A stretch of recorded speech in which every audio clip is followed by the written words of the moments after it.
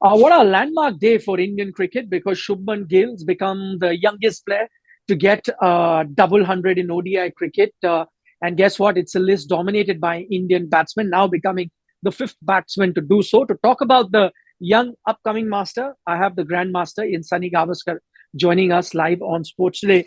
Sayyid, firstly, let's talk about Shubman, and I'll get to a valiant effort by the New Zealand team a little later.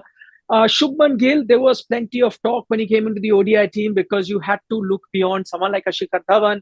Then you had an Ishan Kishan who had got a double hundred, but the team saw some sort of potential in Shubman, backed him, clearly repaying that faith that the captain and the coach had on him. Definitely. Look, I think he's been consistent over the last 6-8 months, scoring runs in New Zealand, scoring runs just about everywhere. So he was rewarded for that by the team management, giving him an extended run. And he's taken that opportunity with both hands. He batted well against Sri Lanka. He got a half century and a century. And then maybe looking at the way he got out in the century in the previous game at Trivandrum, Thiruvananthapuram, that is where he might have said to himself that he could have gone on to bat and got a double hundred. So he's learned very quickly from the previous game. And that is the most encouraging sign, that somebody is not happy to rest on his laurels, but wants to get better than yesterday. Sometimes we create impressions about a player because Shubman plays very conventional cricket, good looking, plays correct way when it comes to his batting. So you tend to think that, listen, here's a guy who will be best suited for Test cricket, maybe ODI cricket. But if he plays ODI cricket, at best you'll get to see 100 from him. But for a batsman like him to get a double hundred, which is so rare in ODI cricket, tells you that sometimes stereotyping can be a mistake. Oh yes, I think the perception. Sometimes there is a perception about a particular player, which can be because of the kind of game that he plays in a particular format, and so therefore people tend to think, oh, he's also going to play in maybe a quicker format like the 50 overs or a 20-20 format. He's also going to be playing that way. But we've seen him in the IPL play some capital innings, and therefore, it really wasn't a surprise because he's technically well organized. He plays very close to the body when the ball is new and when it's moving, and later on, he uses his height to very good effect. He uses his reach to very good effect, and therefore he's a cricketer who is learning every day and looking to get better every day, and that is the best thing about Shubman Gill. How tough is it, Saimai? Because I was just looking at list of Indian cricketers that are playing all formats, and Shubman is there. I don't know whether he gets a chance in the 11 or not because KL Rahul is going to be there. But the fact of the matter is that he's in the squad at the moment in all three formats, which is very rare. I could just count about 3-4 players that are part of every format. How difficult is it then, and what a big achievement it is for anyone then to be a contender for all three formats, three of them which are completely different from each other? Yes. But that actually tells you the talent that he has. That actually tells you the potential that everybody sees in him. And, way back also, if I might just, go back to the 2018, the Junior World Cup, which India won in New Zealand. The commentators who had been over there, when they came back, they were all the time talking about Shubman Gill. Yes, there was a lot of hype about Prithvi Shaw because Prithvi Shaw had scored lots of runs in that tournament as well. But those who had watched, both these players as well as the entire Indian team, they had lots of, praise for Shubman Gill, and one can see why, because he looks technically organized, he looks, temperamentally very, very solid, and therefore, that's a great combination, good technique and great temperament. That is a fabulous, combination, and that allows you to make the transition from one format to the other, because making the transition from one format to the other is not so much about technique, but about the mental adaptation, and that he can do, and that is the best part.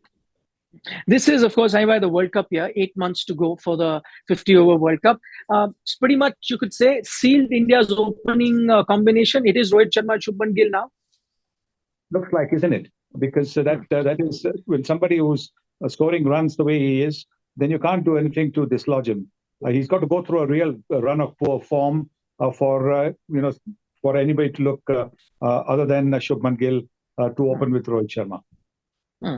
Now, just generally, the one trend that I saw, and you were part of that, era where ODI cricket just started. So the first 4 odd decade, you had no double hundreds, and then you have Sachin Tendulkar get to it in 2010, and since then, we've had 10 occasions, including Shubman Gill's double hundred in the last 2 decades or so. Is it also a reflection of how the game has changed or the rules has changed? What has caused this big divide between that first 4 decades and this what we see now, the last two? I think it's a combination. Look, the rules will change. You will have less or more fielders outside the 30 yard circle. So you will also maybe have different changes in as much as different laws being changed. In as much as bouncers to be bowled. Earlier on, there were no bouncers allowed. Then there were some bouncers allowed. So all these things will certainly mean that the game is always looking to go forward. And, Hmm. and 9.5 times out of 10, the decisions that are taken are for the betterment of the game. There's maybe the odd one which you can quibble with, but Hmm. I think with this happening, with the guys getting stronger, with all the gym work that they do, with the bats getting even better, as a batting from the batting point of view, the game is only going to go forward and forward. The bowling might be just that little bit difficult because Hmm. in the white ball format, with the boundaries also being brought in, it makes it difficult for the bowlers. But Hmm. if you're a batting lover, I think uh, cricket is only going to be getting better and better. You spoke about how the other day when Virat Kohli got that 100 and Shubman's 100 in that sense got a bit overshadowed. Something similar happened today because of Shubman's 200, that knock that Bracewell has played of 140. What an outstanding knock. And I was just talking about Shubman, a youngster, just made his debut about little more than 2 years ago, already playing such crucial knocks. But look at Bracewell, less than a year since he made his debut. He's played all formats for New Zealand, already having so much of an impact at the ripe old age of 32, I guess. Mm. Well, there you are. I mean, in cricket, there is no such thing as age unless you're looking at a younger format. And the younger format, obviously, is the 2020 format. So apart from that, I think the older you are, the more experience you are, the more you're aware of, different situations, the more you are able to cope with different situations. Sometimes the tense situation, how to play, how to bowl, how to bat. Those are things that come with experience. And surely, I think Michael Bracewell has shown that whether you're 32 or 34, if you can play the way he did, then the sky's the limit. If you're a neutral, you were rarely split between who would you want to win, because at one end you had a 200, you didn't want the guy who got a 200 to end up on the losing side. On the other, you had someone who hit 10 sixes, 140, counter attacking, six down for 130, almost takes them very close. But overall, Saibai, would India now be worried a bit about their bowling? I know they did very well against Sri Lanka, but we know New Zealand is a tougher opponent, and leaking a lot of runs today. I think it was Washington, Hardik, Shardul, all of them going for a lot of runs. And considering the World Cup is going to be here, is that an area you need to work on? Controlling the amount of runs you're leaking. Always, I think that's always been one of India's problems in not being able to defend. India is very good at chasing. If a similar situation was given to India to chase 350, then I think the Indian batting, with the depth that the Indian batting has, they would have got it. But again, like we saw, we've seen it earlier in the T20 format as well. India can get to 190, 200, but sometimes struggle to defend that total.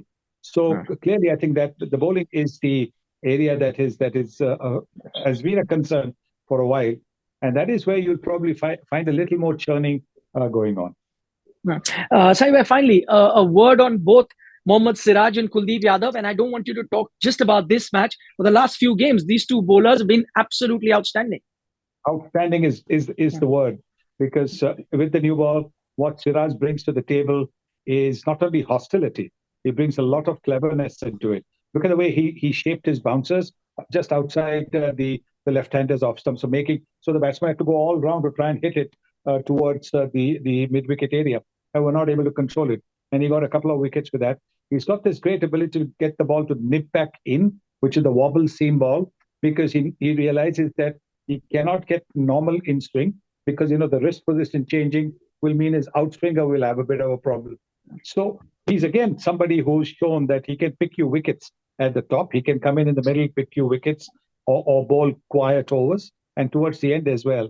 he can come in and block the scoring. So in that respect, he's been fantastic. And Kuldeep Yadav, ever since he started to bowl a little bit quicker, he hasn't lost any of his variety. He hasn't lost his length. In fact, bowling quicker has meant that the batter does not have the time to go down the pitch or even go and change his shot. Earlier on, because he was slow off the surface, even if the batsman was deceived, he had the time to change his shot because of the slowness of the ball coming off the pitch.